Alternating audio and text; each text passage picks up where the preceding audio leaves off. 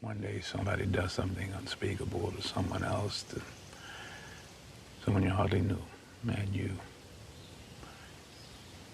do something about it because you can. This story is brought to us by Fox News, if you believe that. An internal dispatch revealed Chicago police officers were ordered by their chief of patrol not to respond after Border Patrol agents called for help, saying they were boxed in and surrounded following a ramming incident outside Chicago, according to multiple federal and Chicago law enforcement sources. Now, Fox News reviewed the computer-aided dispatch message sent to Chicago police officers by their chief of patrol. The message instructed officers not to respond to a Saturday morning ramming incident outside the city in which an armed woman was shot and agents were boxed in and surrounded. Said, please, Chief of Patrol, no units will respond to this as related. From 04-OC5-2025, caller is one of approximate 30 armed patrol agents who are being surrounded by a large crowd of people requesting Chicago PD. That was a dispatch message. Now, on Saturday morning, federal agents were rammed and trapped by 10 vehicles in the suburb of Broadview, where anti-ICE crowds had gathered for days. Nearly a dozen people were arrested. One of the drivers accused of ramming the law enforcement vehicle was armed with a semi-automatic weapon, according to DHS Assistant Secretary Tricia McLaughlin, who also said officers were unable to move and were forced to deploy their weapons and fire defensive shots at an armed U.S. citizen. The armed woman, a U.S. citizen identified as Marimar Martinez, was named in a Customs and Border Protection intelligence bulletin, DHS wrote in a statement.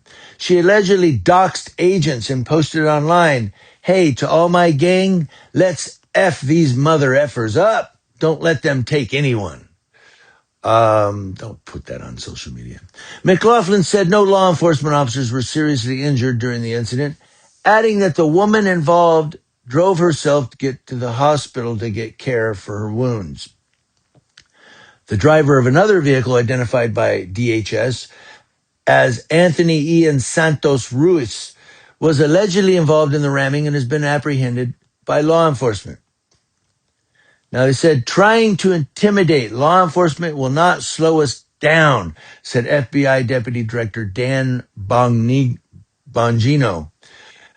He wrote that in a statement on social media. He said, the mission will not stop.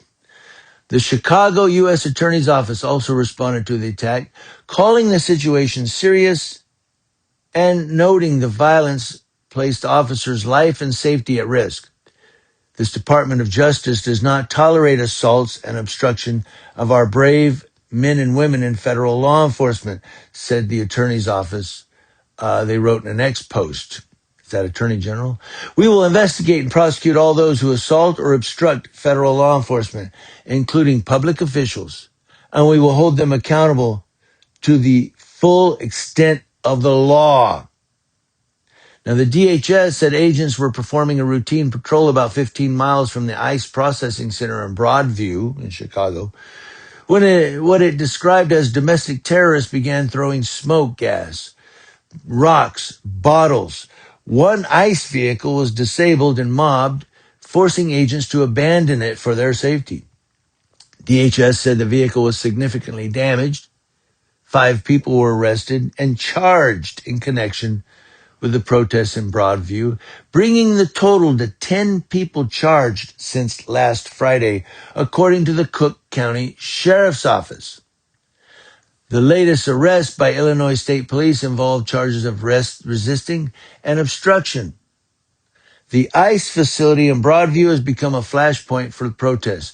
On this Friday, Fox News witnessed more than a dozen protesters being arrested in the streets near the facility. Tensions grew hours later when Illinois Governor J.B. Pritzker issued a series of statements on X social media, accusing the Trump administration and federal law enforcement of unprecedented escalations of aggression against Illinois citizens and residents. Remember, they rolled in with National Guard. Earlier this month, ICE launched Operation Midway Blitz, describing the operation as one that will target the criminal illegal aliens who flocked to Chicago and Illinois because they knew Governor Pritzker and his sanctuary policies would protect them and allow them to roam free on American streets. And so that was a big thing, though. I saw several social media posts on that Chicago incident where they were surrounded, not only on X, but also on YouTube. I saw that and I was like, wow, I got to do that story. But it's the fight that we have, ICE agents versus citizens, in this country.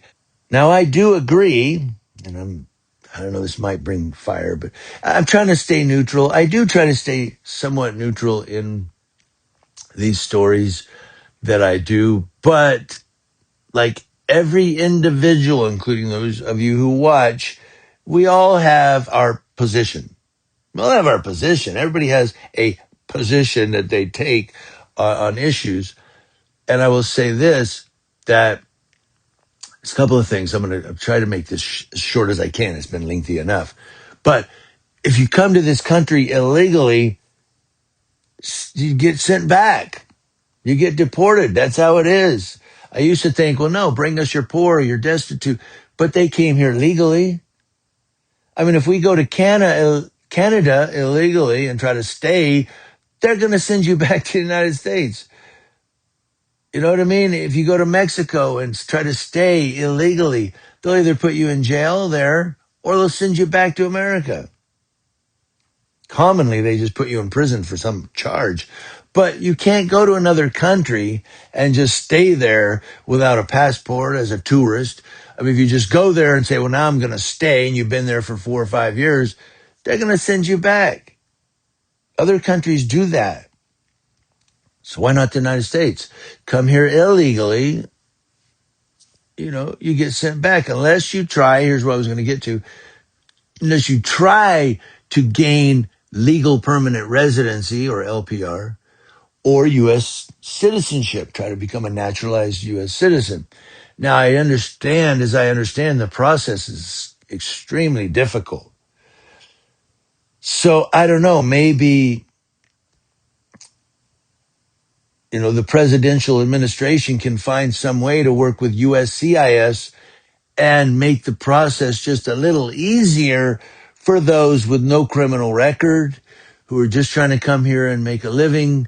Maybe they can make that process a little easier for them and try to get them in as maybe a legal permanent resident with employment authorized, something to that effect.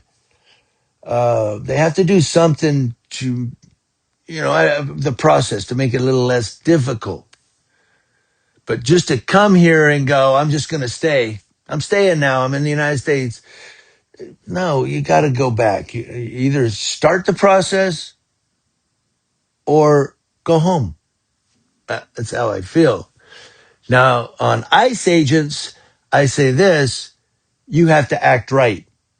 You're representing the federal government of the United States.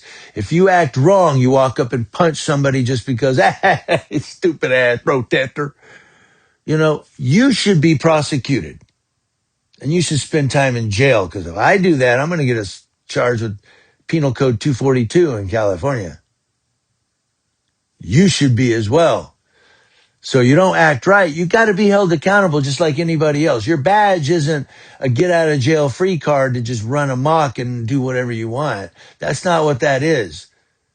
That badge is for you to act professional with ethics and integrity, representing the government. That's what that badge is. It's not a get out of jail free card and I can do whatever I want because screw it, I got a badge. No. You got to pass go just like the rest of us. If you act wrong, you don't get to collect your $200. You go straight to jail. I want to know what all of you think. Let me know.